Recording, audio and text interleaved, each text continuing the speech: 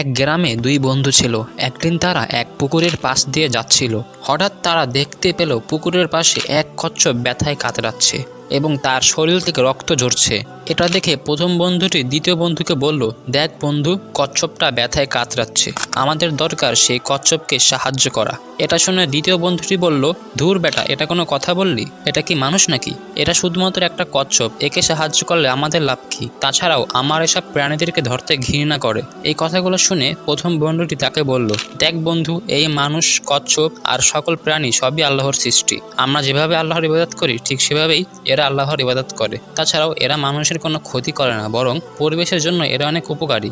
বন্ধুর মুখে এইসব কথা শুনে দ্বিতীয় বন্ধুটি বিরক্ত হয়ে বলল, আচ্ছা, তোর যদি ইচ্ছে হয় তাহলে তুই একে সাহায্য কর, কিন্তু আমি এই সামান্য কচ্ছপকে বিন্দু মাত্র সাহায্য করব না। এরপর প্রথম বন্ধুটি তাকে পাত্তা না দিয়ে সেই আহত কচ্ছপকে কাছাকাছি এক পশু হাসপাতালে নিয়ে যায় চিকিৎসা করাতে।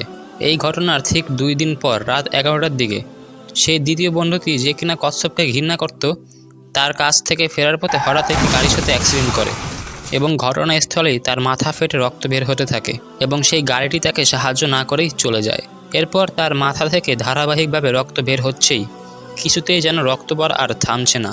সে জোরে জোরে চিৎকার করে, বাঁচাও বাঁচাও, কিন্তু কেউই তাকে সাহায্য করতে আসে না, কারণ এত রাতে গ্রামের সবাই তখন ঘুমিয়ে পড়েছে। ব্যথার আর্তনাদে সে যখন বাঁচার হাল ছেড়ে দেয়, ঠিক তখনই তার সেই বন্ধুটি আসে তাকে সাহায্য করার জন্য, যে কিনা সেদিন সেই কচ্ছপকে সাহায্য করেছিল। এটা দেখে সে দ্বিতীয় বন্ধুটি অবাক হয়ে যায়। এটা ভাবে যে একটা কচ্ছপকে বাঁচানোর জন্য যে তাকে বন্ধু বলতে অস্বীকার করেছিল, সেই বন্ধুই তাকে আজ সাহায্য করেছে। এরপর যখন তাকে হাসপাতালে নিয়ে যাওয়া হয় এবং সে মোটামুটি সুস্থ হয়, তখন সে তার প্রথম বন্ধুর কাছে ক্ষমা চায় এবং বলে, বন্ধু, আমি আজ আমার ভুল বুঝতে পারলাম। তুই সেদিন কেন সেই কচ্ছপকে সাহায্য করেছিলি সেটাও আমি আজ বুঝতে পারলাম। এবং এটা বলে সে কচ্ছপের প্রতি অনেক অনুতপ্ত হয় এবং আল্লাহর কাছে মাফ চেতে থাকে। এরপর থেকে সে আর কখনই কোনো প্রাণীকে ঘৃণার চোখে দেখেনি এবং তার সামনে কোনো প্রাণী আহত অবস্থায় থাকলে সে তাকে নিজের টাকায় চিকিৎসা করিয়ে দিত। বন্ধুরা, এ থেকেই বোঝা যায় যে মানুষ হোক বা প্রাণী হোক, সবসময় আমাদের উচিত এদের সবাইকেই সাহায্য করা, কেননা আল্লাহ তাআলা মানুষকে সৃষ্টির সেরা জীব হিসেবে এই পৃথিবীতে পাঠিয়েছেন।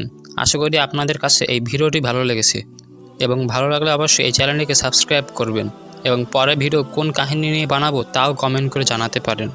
ধন্যবাদ সবাইকে, সকলেই ভালো থাকবেন। আল্লাহ হাফেজ।